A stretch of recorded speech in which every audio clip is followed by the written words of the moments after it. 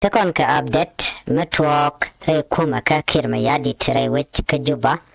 sekondi ala ngaja no manan sekona ngaja no tegri tori we ka juba chana kaling antama abana we kama diana network te kanere sha whoch kirma yadi kan kono nyam kajan report me gore jano jin me jira me jirit gwasme dere subscribe ka dere notification bell dere jetwine ko mission do la ra kajan kwa da chamala shube kaji bakori ken kona lat karodian tinto re we kaji babana kaling ko me chalat ke me la ro dan tama ka dene dialde kan taka ngach ke de kan taka lang ka ngai de ano ngumlet kirma yadi de mo kajan gwasme ngai kon diale kuma kirma yadi antama kajan gwasme ken ko ka panic ke ko tere dwal ka gamdi ko antam jigan ngaja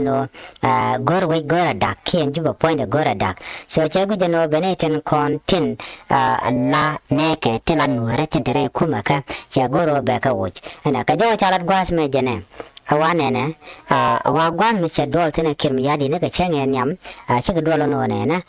ba ramadan kene ko lan Nuer tente re whoch ka juba tente kel ga jare kwara konta mo korwe kama be che gujano ba ja wo ke cha ja advice ne ka